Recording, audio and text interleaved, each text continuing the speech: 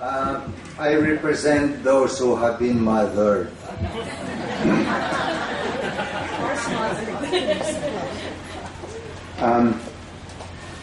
I'm just going to read the prose part because the poem is too sad, and this is to celebrate Mother's Day.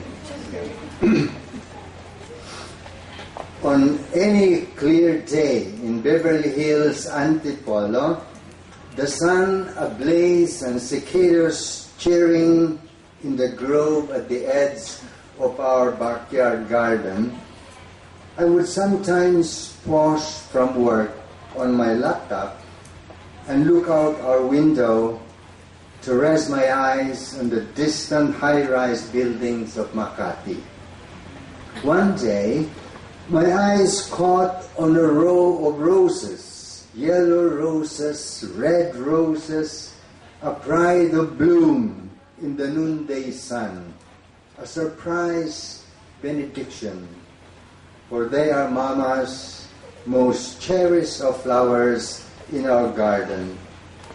How every morning she would tend them, examine each one for any sign of mite or blight, loosen the soil a bit around their roots.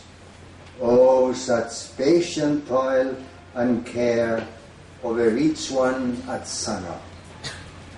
I was Mama's favorite son, and my brothers Tony and Eddie knew, but never demurred, for they felt secure in her love. When, toward the end of her long widowhood, she was afflicted with Alzheimer's, my wife and I took care of her in our Antipolo house. It was during this time that I wrote my only poem for Mama. The words even now seem like swords to me, for those were days of distress and nights of desolation for her, and it was all we could bear to see her so helpless with her fear of noises in the dark, so frail even during her fits of violence, so lost without memory, no longer herself, nor the gentle, long-suffering, and caring person that she was. I should add, for the memory, our sons David and Diego at that time were only 8 years old. The raucous caucus of twins that I mentioned in the poem.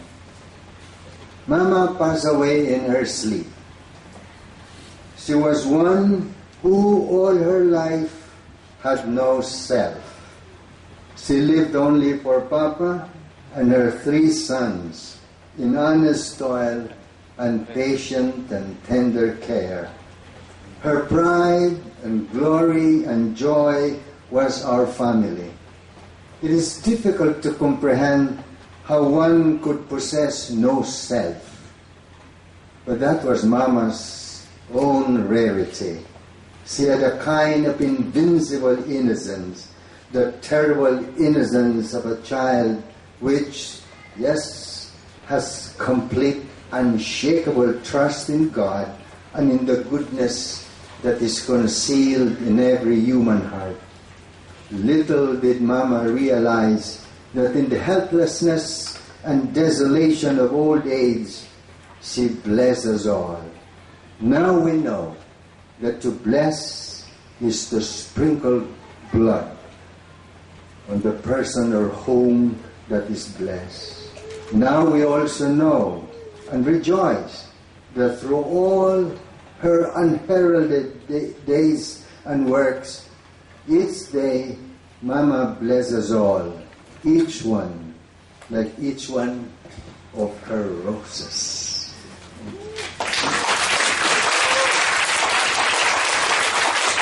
Thank you.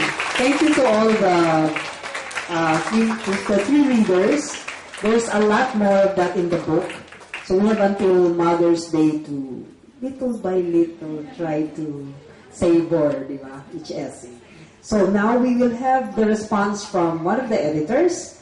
Let's welcome Rica Bolipata Santos.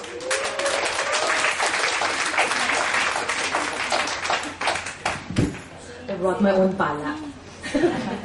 Everybody asks what makes a Bolipata child, so I will show you my mother, Mrs. Erinita Bolipatan.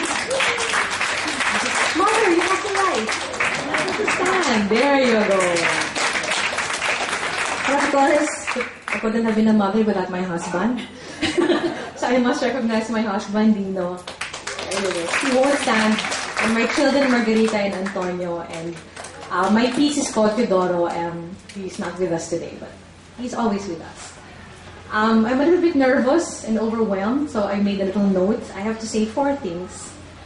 The second thing, after introducing my family, is to talk a little bit about the history of this book. I'm tiptoeing so you can see me. This book took 20... I know.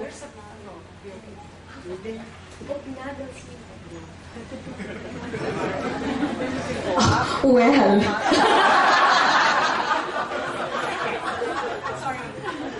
Parang I need the protection of the ano. Go to the table. No, it's okay. Okay. It took 20 years to make this book. Cian and I were classmates. 26 years. We've been friends for 26 years. Cian and I met in first year college. I wrote about this in the column. We were classmates in PE, where I promptly fainted at the fitness test. And obviously I'm not fit. And my last image right before I fainted was Cian's smiling face. I'm not sure if it was in Glee that somebody was less fit. And according to her version, she found it so funny that right before I fainted,